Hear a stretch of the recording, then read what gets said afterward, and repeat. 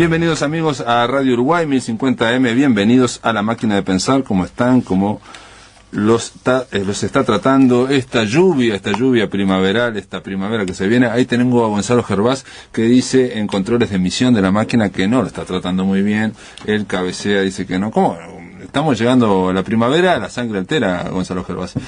Flaco Germán en la puesta a punto, lo tenemos ahí riéndose de este hombre. Y de este hombre, ¿quién es este hombre? Este hombre es Jorge Luis Borges. Estamos dedicándole la semana a este gran escritor. En realidad no es a este gran escritor, la idea era hablar de los cuentos de este gran escritor Jorge Luis Borges, que también son muy difíciles de abarcar. Rememoraba simplemente lo que estuvimos hablando con Juan de Marsilio y con Lisa Bloch de Béjar, y bueno, los dos coincidieron, una cosa sorprendente, en que los mejores cuentos de Borges eran Pierre Menard, autor del Quijote, y Tron Ugbar Orbius Tertius. Yo la verdad que no coincido tanto. Me gustan Funes el Memorioso, me gusta la Aleph, no sé, me gustan varios más. Pero la idea es conversar sobre Borges y conversar sobre Brasil, sobre la frontera con Brasil. Quiero leerles, antes de empezar, una frase de Borges acerca de los poetas. Y dice: la gloria de un poeta, es decir, que se lo recuerde, depende en suma de la excitación o de la apatía de las generaciones de hombres anónimos que la ponen a prueba en la soledad de sus bibliotecas. Aquí Borges habla de ese tributo silencioso que se da cuando se lee, se actualiza la poesía, y bueno, un hombre que, si bien fue muy público, descreía quizás de esas lecturas públicas, en fin, de la oralidad, no sé si descreía tanto. No sé. Vamos a hablar ahora vamos a darle la bienvenida a Fabián Severo. ¿Cómo andás, Fabián? Bueno, bien, gracias. Buenas noches. Fabián Severo, Noche en el Norte, Noche en un Norte, es el libro que lo convoca. Fabián Severo nació en la ciudad de Artigas, así que la gente de Artigas que nos está escuchando, la gente de Bella Unión, ahí vamos a ver si te invitamos, Fabián, a leer algunos de los poemas. Fabián es docente en educación secundaria, es docente también, coordinador de talleres literarios. Tenés un taller con Gustavo Moris, ¿no? Sí, en Agadu. En Agadu, el Taller del Rincón se llama, ¿no? Taller del Rincón. Y bueno, y este libro quizás es un libro atípico dentro del panorama poético uruguayo, por lo menos, no sé si el panorama poético, lo que nos llega acá, La Máquina de Pensar, lo que uno lee ahí de libros de poesía, no son muy frecuentes, yo diría que no son muy frecuentes los libros escritos en portuñol. ¿Cómo fue eso? ¿Cómo nació ese libro? Bueno, el libro nace, a ver, en realidad es producto de mucho experimento, ¿no? Uh-huh. Yo quería decir algo y no encontraba la forma como decirlo, ¿sí? Uh-huh. Fallaba, le erraba en el tono. Uh-huh. Fui experimentando, hasta que un día me escribí unos versos en algo que parecía un intento de portuñol, ¿sí? Uh-huh. Una mezcla. Y bueno, y ahí me di cuenta que iba encontrando el tono, cómo quería decir lo que quería decir. ¿Y esto cuándo era, Fabián? Porque vos viste en el 200004 a Montevideo, por lo que estoy leyendo. Sí, eso fue antes. No, posterior, ¿no? Posterior. Eso fue un redescubrimiento montevideano, ¿no? Y fue una evocación, digamos. El compositor Ernesto Díaz, con quien hacemos un recital en portuñol, que anduvimos por todo el país, dice él que yo aprendí a hablar en portuñol en Montevideo. Claro, y está muy bien lo que dice él, en el sentido de que eso fue, te estoy diciendo que Noite en un Norte fue escrito en el año 2008. Bueno. Lo publiqué en el 2010, pero fue en el 2008, lo escribí una primera versión, y después trabajé mucho en el tema lingüístico en él, ¿viste? Cómo solucionar ciertos problemas que no tenía casi cómo solucionar, porque como no hay muchos libros escritos, sí hay intentos, ¿no? Agustín Vicio, Olinto María Simões, ¿no? Hicieron ese intento. Yo tampoco tenía mucho cómo solucionar, ¿viste? Claro. ¿Cómo escribís en un intento de portuñol? Escribís en español y las palabras en portugués las pones con la ortografía de portugués, o españolizás ese portugués. ¿Cómo haces? O lo pones entre comillas, con cursiva, ¿cómo haces? Entonces, bueno, yo traté de solucionar cómo me sonaba en español. Esa fue una solución, ¿viste? Pero mucho la explicación no la tengo. Incluso ahora acabo de escribir una nota que me piden de Brasil para un libro que va a salir, y la pregunta de ellos era: ¿por qué escribís en portuñol? Y mi respuesta era: bueno, yo no sé, ¿no? ¿Por qué escribo? Fabián, a mí te preguntaba del tema de cuándo lo escribiste, porque pensé cuando lo leí también que quizás había una cuestión de evocación, ¿no? De evocación, digo, el libro también es una evocación, tratar de de resucitar o hacer resurgir momentos de cuando eras más chico, digamos, ¿no? Y pensé si no era una vocación y hasta qué punto no era inventado, en este sentido. El portuñol no tiene unas reglas fijas, no es un idioma con reglas fijas, es un idioma que incluso vos lo dijiste, lo evocaste y lo usaste para escribir. Rulfo, nada menos que Juan Rulfo, él escribió Pedro Páramo y todo el mundo se pensaba que él venía de ahí y que él y el loco decía, no, yo inventé muchísimo, lo que él quería era dar un perfume, un ambiente, pero muchísimas de las cosas que él cuenta en Pedro Páramo son de su leal saber y imaginar.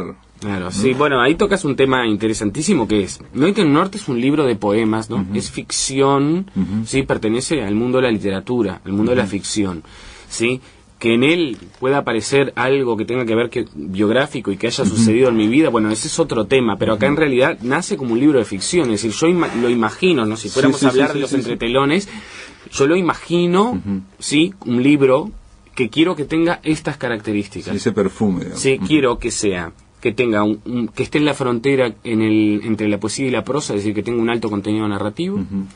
Quiero que sea sobre un personaje que rememora su infancia en la frontera y quiero que tenga un tono. Sí, quiero que el libro tenga un tono casi como recreando la forma de pensar o de recordar de un niño, inocente, ingenuo, sin caer en el panfleto, en lo político, ¿no? Que juzgue, no, sino que sea así. Trato de buscar eso, ¿viste?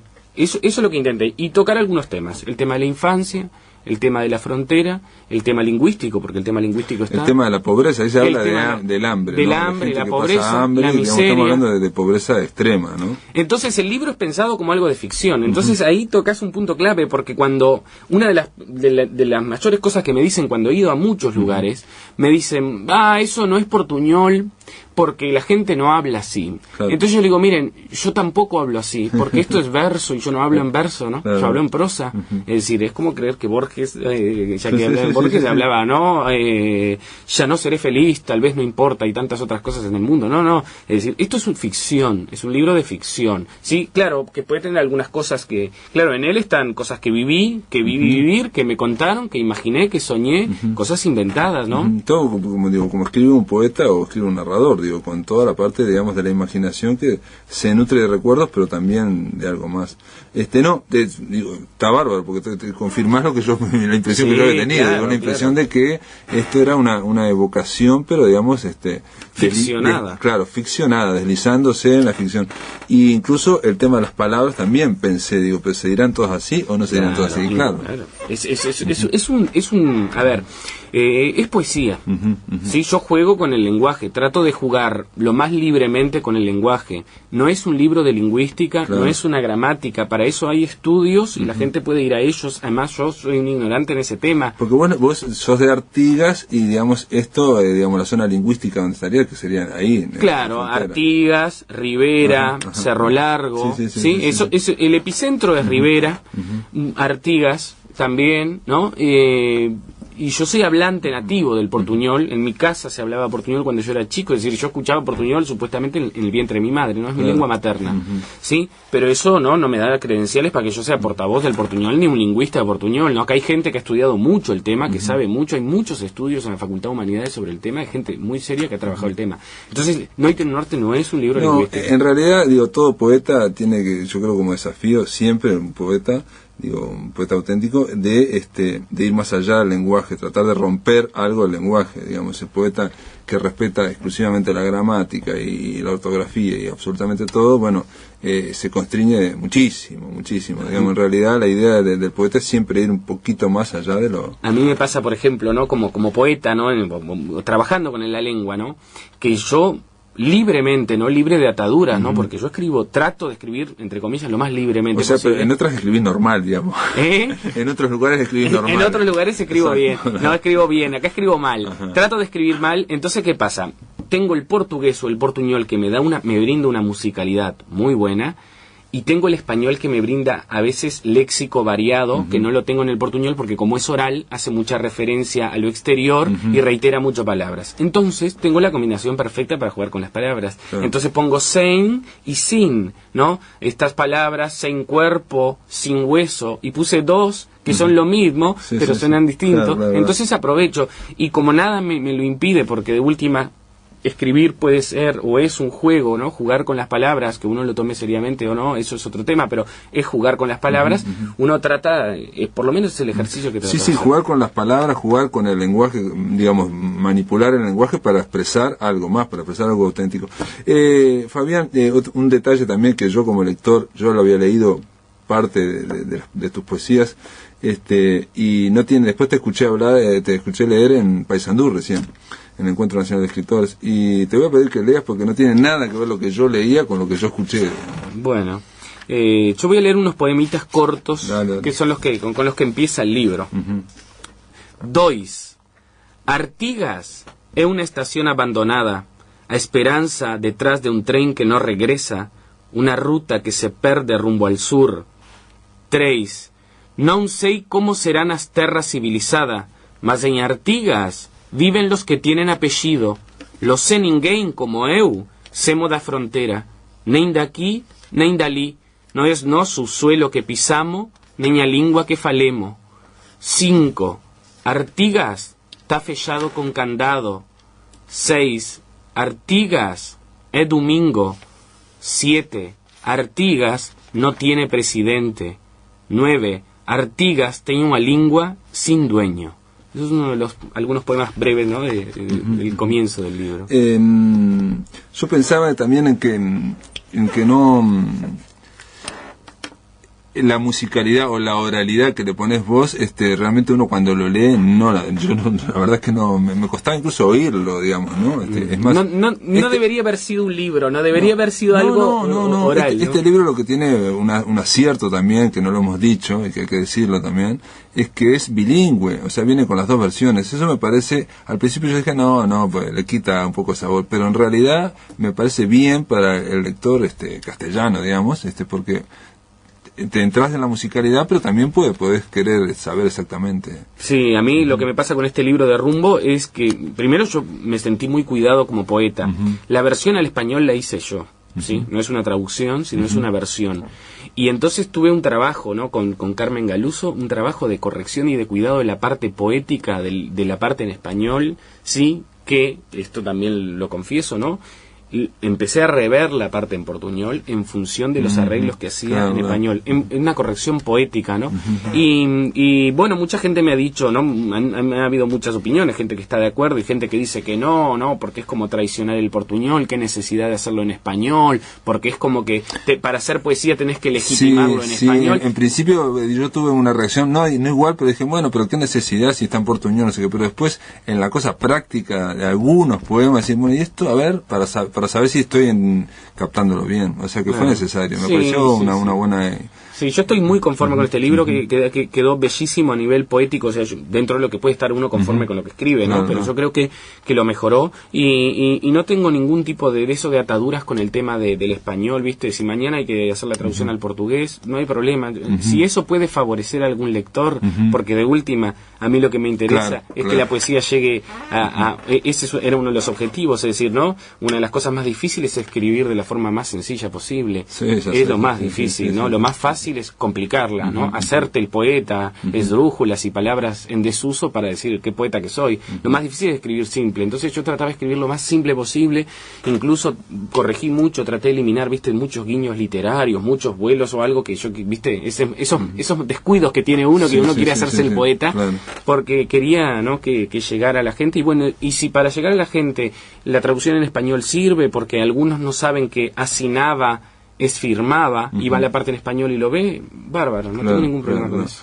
Hay un detalle también, es que la oralidad en ese sentido hace como una especie de puesta a punto, digamos, de lo que estás diciendo y leyendo, y también hay un detalle que lees muy bien también, eso es una cosa que le va al libro. Por último, que no hemos dicho de este libro, quiero decirlo también, es que se trata de una poesía accesible, que está tratando de buscar comunicación, digo, ¿no? Lo cual no habla mal de la otra, simplemente, digamos, es para aclarar, para hablar de esta noche en el norte, Noche del Norte, que se trata de una poesía que busca la accesibilidad. Sí, es la idea, ¿no? Es esa idea de que el libro además esté en la frontera, por eso tiene carga narrativa, ¿no? Incluso hay un estudio de un argentino que dice que en realidad no son poemas, sino microrelatos, que está bien lo que dice el tipo, ¿no? O sea, yo concuerdo en algún aspecto de eso. Yo digo, en la frontera de la prosa y la poesía, y traté de que fuera un lenguaje sencillo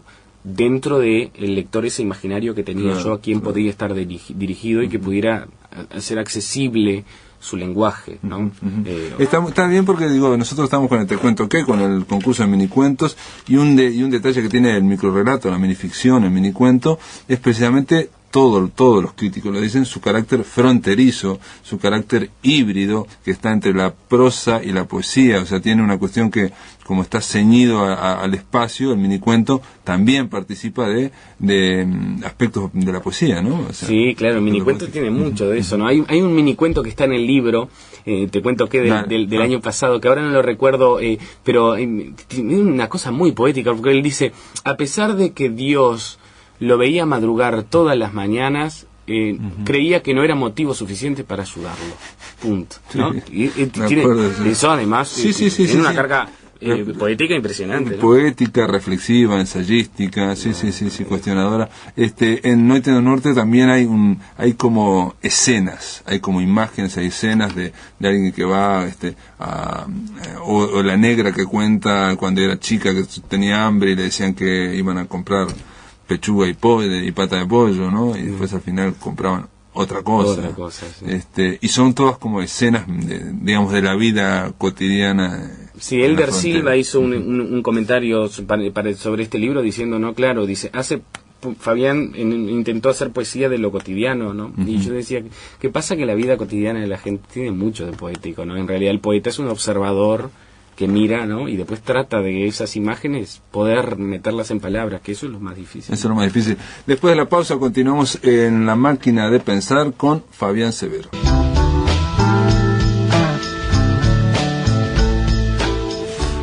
Continuamos acá en La Máquina de Pensar con Fabián Severo, y me gustaría, Fabián, conversar con vos sobre Jorge Luis Borges, pero antes, para terminar, y porque nos han pedido, ¿nos podés leer un par de ahí de poemas de Noche en un Norte? Bueno, voy a leer uno en el 30. Yo hallo que crecer es deixar de jugar. Dispós da lluvia, nos saía brincar na calle, nos facía carrera de barco de papel nas canaleta. Los que no tiñan barco podían brincar con palo o cualquier cosa que flotara. Nuestras madres se enfurecían cuando nos se deitaban a canaleta y hacía que nadaba. También nos facía represa con piedra o cazaba renacuajo y ponían un frasco. Los días de viento todos remontaban cometa. Yo hacía la mía, ponía 3 tacuar, ataba con lana y después desarmaba bolsa de nylon. Conseguía retazo con las vecinas y hacía una cola para que no coleteara. Mi madre decía que era muy peligroso porque se enredaban los cables de luz. Nos facía competencia de trompo, quién hacía bailar más o quién zumbaba más mejor. Jugaba las de vera con las bolitas. Yo tenía un bochón todo picado que nadie me ganaba. Los que tenían bicicleta hacían carrera. El Jorgito Asbés me impristaba la de él. Uno ya no brinca más, no se ve jugar la mancha, la escondida. Uno ya está grande para esas bobadas.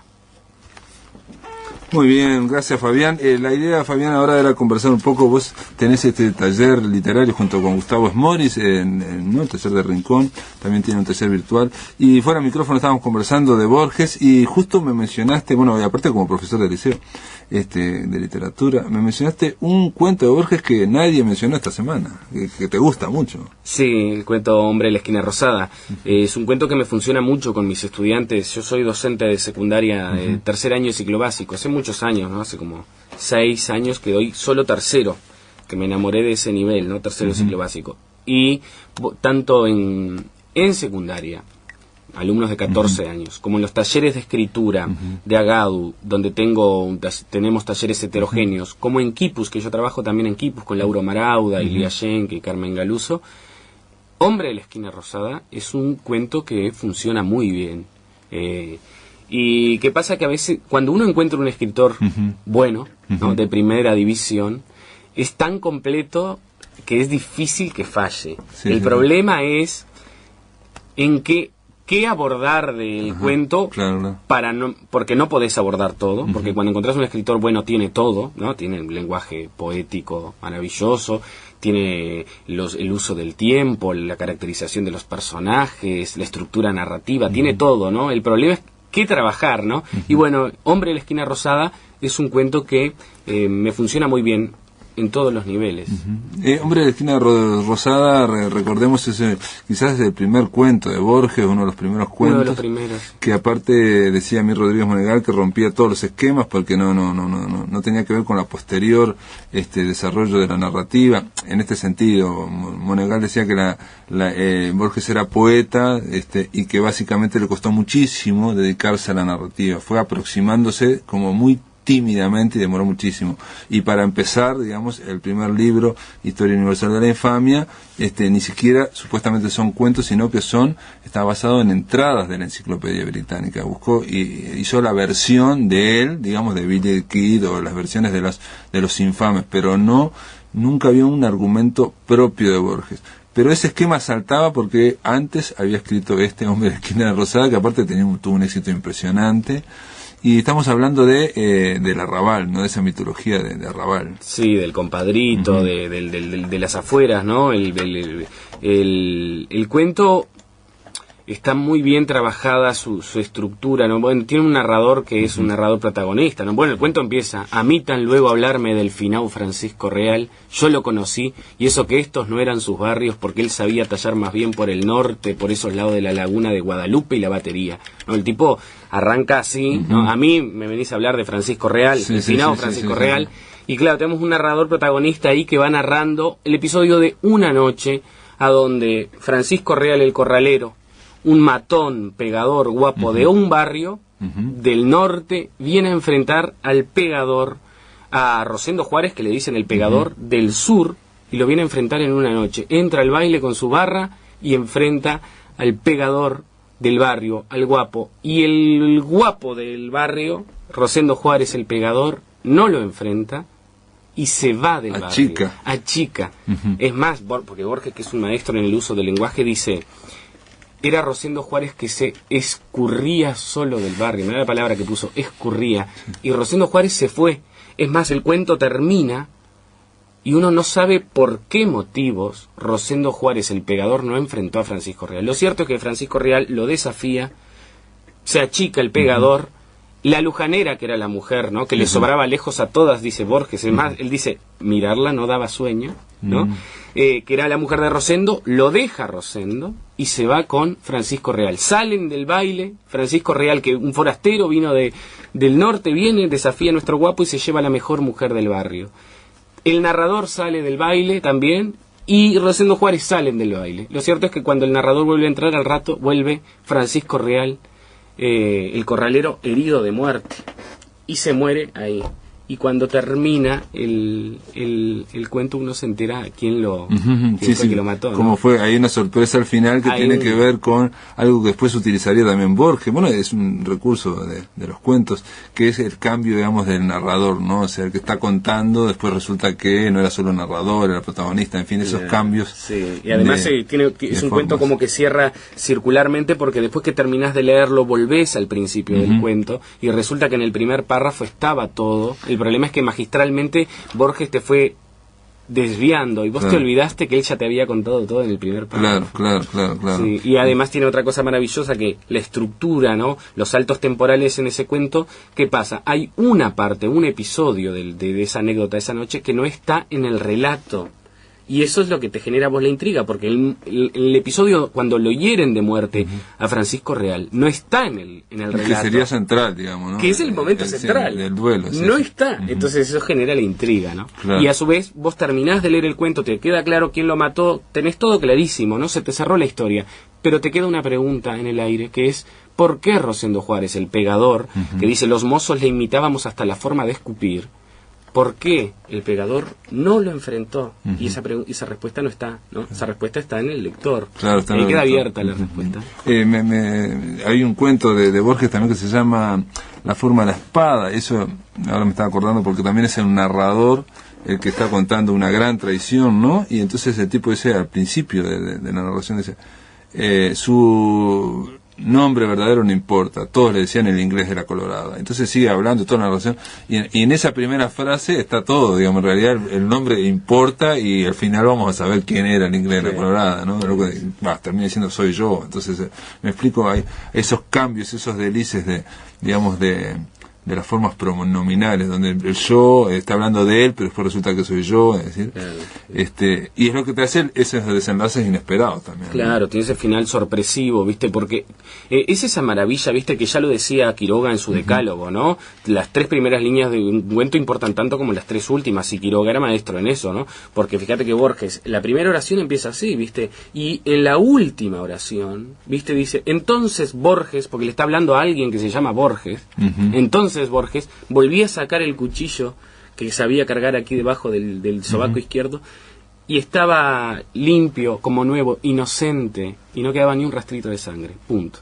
Entonces la primera oración y la última son fundamentales. Entonces esa pluma maravillosa, ¿viste? Cuando le dan el clavo, que Quiroga lo decía también, ¿no? Y de esa forma también el cuento como que se forma en la mente del lector una vez que terminó, ¿no? Entonces tiene que o volver al principio o un redescubrimiento, ¿viste? Claro. Y ahí tenés que volver al principio. Entonces yo el ejercicio que hago, tanto en los talleres como con mis alumnos, es, hago todo lo... Esto es una técnica, ¿no? Hago todo lo posible para que se olviden del primer párrafo, ¿sí? Y los desvío con preguntas para cualquier lado.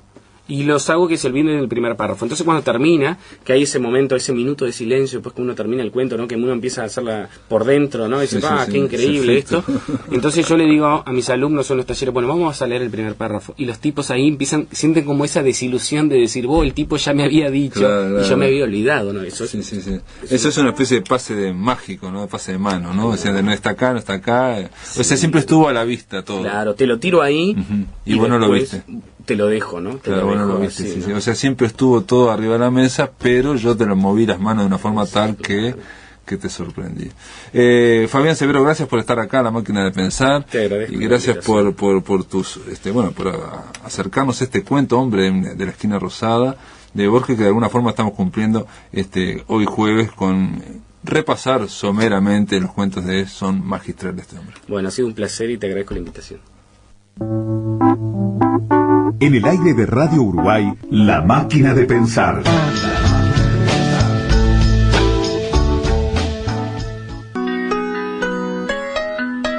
Para comunicarte con La Máquina, envía un SMS al 099-780066 o un correo electrónico a lamaquinadepensar@adinet.com.uy. Si querés volver a escuchar charlas, entrevistas o columnas, ingresa a piensamáquina.blogspot.com y bienvenido al corazón de las palabras.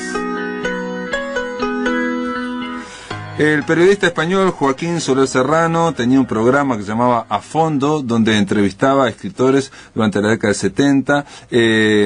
Por aquí, por La Máquina de Pensar, pasamos una vez la entrevista que Soler Serrano le realizara a Onetti. Bueno, ahora los invito a escuchar el inicio de la que le hizo a Jorge Luis Borges en 1976. De la cultura china, ¿qué cosas han llamado especialmente su sensibilidad, su interés? Yo creo que sobre todo la poesía, taoísmo, Chuang Tzu y Lao Tse, la poesía también, la poesía oriental en general, la poesía china, la poesía japonesa, ese deseo de dar todo, de dar una fragancia, de dar tantas cosas en unas pocas palabras necesarias. La síntesis, la concisión. Esa síntesis, sí. Eso nos han enseñado, ¿eh? Es extraordinario el caso de una literatura, por ejemplo, una literatura sin largas epopeyas, sin obras maestras también, que son una superstición. Una literatura que cree en la posibilidad de que un hombre diga todo en unas cuantas palabras casuales, que no son casuales, desde luego. ¿Y qué es lo más difícil? Decir cosas en pocas palabras. Por ejemplo, uno lee el canon de Confucio y uno piensa, aquí hay algunas buenas recetas de conducta, pero luego uno se da cuenta de que el autor deliberadamente no ha querido ser retórico, que no ha querido ser patético. El hecho de renunciar a lo patético, que es algo típico, me parece, de la cultura china, de la cultura japonesa también. El hecho de ser sobrio, de ser conciso, de decir todo con un mínimo de palabras, de ir al grano, con un mínimo de situación, un mínimo de énfasis, eso me parece que es muy lindo. Y sobre todo para mí, que tiendo a ser enfático, es una lección. No, pero usted está luchando siempre con su énfasis, es su lucha permanente. Es una lucha permanente, pero usted ve que ahora mismo quizás sea demasiado enfático. ¿Pero qué vamos a hacer? Hablemos un poco de la cultura española, que a nosotros naturalmente nos afecta tanto y nos gusta saber cómo la ve usted y cómo la entiende. Bueno, es que habría que hablar de tantas culturas españolas en distintas épocas, pero con todo, yo diría, y aquí voy a ser heterodoxo, pero estoy entre amigos y puedo hacerlo, que hay una soltura en los principios de la literatura española que se pierde después. Por ejemplo, vamos a buscar algo que no es tan primitivo. Vamos a tomar el caso de Cervantes. En Cervantes, toda esa complejidad que llamamos Cervantes, esa complejidad fluye, y uno no siente mayor esfuerzo. En cambio, ya en Hombres de Genio, algo posteriores como Góngora, como Quevedo, ya todo eso está un poco rígido ya. Y luego en el caso de Gracián, ya es muy rígido todo. Usted no puede verlo con las formas. No le gusta nada Gracián. No, la verdad es que no me gusta. Me parece que Gracián es como una caricatura de este Quevedo. Porque todavía en Quevedo todo eso está como llevado por la pasión. Pero en Gracián todo eso es muy, muy frío. Eso sí que es glacial. Además, llamar a las estrellas gallinas de los campos celestiales, por ejemplo, es imperdonable, ¿no? Yo creo que Gracián es una superstición alemana, en cierto modo, que Schopenhauer lo admiraba mucho porque lo entendía poco, ¿no? Pero nos viene más lejos. Y yo diría que Gracián pensaba bien, que Gracián era un hombre muy, muy agudo, quizá un hombre de genio, pero que luego al escribir se creía obligado a decirlo todo de un modo ingenioso, con juegos de palabras, y yo creo que entonces, por ejemplo, cuando él dice, la vida es milicia contra la malicia. Bueno, eso puede ser cierto, uno puede pasarse la vida militando contra la malicia, pero al mismo tiempo, cuando uno lo lee en español, no cuando lo lee traducido al alemán por Schopenhauer, el Handorach, en el Ojo Manual, uno lo que nota es el juego de palabras, milicia y malicia. Entonces ya el pensamiento está perdido, está traicionado por el retruécano. Exacto. Y el retruécano ahí milita contra el autor, porque nos impide ver que la idea de que la vida es milicia contra la malicia puede ser una idea justa, porque estamos como entorpecidos por el retruécano, de milicia contra la malicia. Bueno, y en general ocurre eso con Gracián, que él pensaba admirablemente, pero luego al escribir se le era obligado a esos dibujos, esas simetrías, que son desde luego la marca del estilo barroco, en la cual fue un maestro, pero un maestro en un género desdichado. Usted siente un rechazo instintivo por el retruécano, desde luego. Sí. Me imagino que la greguería de Ramón Gómez de la Serna a usted no le gusta nada. Bueno, no, pero la greguería me parece superior al retruécano. Ahora, el retruécano me parece que es una forma de descortesía. Pues yo estoy conversando con alguien, espero que el otro esté oyendo mis ideas, o escuchando mis ideas. Yo si él se detiene en mis palabras, es como si oyera el sonido nada más. Cuando Gracián dice que las comedias son comedias, porque se pierde tiempo con ellas. Bueno, entonces parece que no está pensando en la comedia, sino en la palabra comedia. Y en la conversación es muy incómodo que lo interrumpan a uno con retruécanos. Sí, porque es absolutamente salirse. Pero claro, porque salirse, porque todo sí. Son fugas impertinente. Son fugas absolutamente frívolas, superficiales. O por ejemplo, aquellos versos que admiraba Gracián, dirigidos a una dama llamada Ana, y que le dice, Diana, ¿eres Diana? Bueno, pero es imposible ser más glacial, ¿no? Fray Luis parece que es otro de sus autores favoritos. Fray Luis, sí. Me acuerdo aquellos versos que todos están recordando en este momento. Vivir quiero conmigo, gozar quiero del bien que debo al cielo, a solas sin testigo, libre de amor, de celo, de odio, de esperanza, de recelo. Qué terrible querer vivir sin amor y querer vivir sin esperanza también, para vivir sin temor. Bueno, es una ambición estoica, ¿no? Y él lo dice así, dice esa cosa terrible, la dice sencillamente, ¿no? Sin embargo, es una idea muy rara y tiene la forma, no es rara, pero el concepto es raro, ¿no? Libre de amor, de celo, de odio, de esperanza. Sí, porque la esperanza también es una incertidumbre, el que espera desespera, etcétera. Aprovechando que estamos hablando de este tema, recuerdo que recientemente, hace unas semanas, se publicaron aquí noticias de unas declaraciones en las que al parecer usted... Pero esas declaraciones son apócrifas. Y creo que usted las ha desmentido ya ampliamente. Seguiré desmintiéndolas y se han escrito numerosos artículos y comentarios al respecto, unos en defensa de usted diciendo que toda crítica de Borges es un elogio, que es una hermosa frase. Y quizá todo elogio de Borges dándole la vuelta es una crítica y no busquemos el retruécano. Todo veneno servido por Borges es un alimento, quién sabe, ¿no? Todo golpe de Borges es una caricia. Bueno, no, tampoco. Entonces es absurdo. Quedamos, maestro, en que lo que le atribuyeron a usted como una acusación en general contra gran número de escritores españoles... Lo que yo sí admito haber dicho es que García Lorca es un poeta menor. Eso no tengo por qué negarlo. Pero creo que uno puede decir que García Lorca es un poeta menor y que eso no signifique necesariamente un ataque a San Juan de la Cruz, por ejemplo. No, además esa es la opinión personal. Es una opinión mía, no es otra cosa. Yo tampoco soy un misionero de su opinión. No. Que la digo, pero no quiero convertir el mundo entero en su opinión. Y ya que usted la dice, ¿por qué no aprovecha para explicarnos por qué piensa usted que García Lorca era un poeta menor? Que será mucho más bonito y más interesante para todos. ¿Por qué le parece a usted que es un poeta menor? Bueno, porque lo veo probablemente auditiva. Me parece que, digamos que García Lorca era un andaluz, profesional, ¿no? Demasiado consciente de ser andaluz. Me parece que en ese sentido lo hizo mejor Manuel Machado. ¿Para usted la poesía de Lorca era demasiado musical? Sí, demasiado, pero... No, yo no diría eso. Yo diría que yo no encuentro en la poesía de Lorca lo que yo espero encontrar en toda poesía. Ahora, eso que espero encontrar sería muy difícil definirlo, pero lo que sé es que Lorca no me da ese alimento o ese estímulo que yo busco, nada más. ¿Y Machado sí se lo da? Los dos Machado me lo dan, Manuel también. Manuel Machado, tan despreciado me lo da también. Pero yo creo que han sido despreciados por razones políticas, nada más, Y Antonio Machado, desde luego, uno de los grandes poetas de la lengua castellana.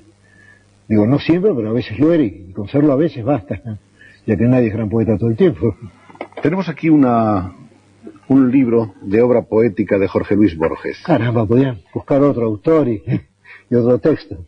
No, pero ya que le tenemos aquí al autor, si a usted le parece, vamos a tratar...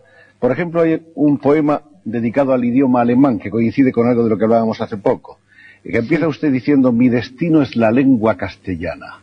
Sí, desde luego. El bronce de Francisco de Quevedo. Sí, estoy de acuerdo con ese poema, que yo lo he escrito.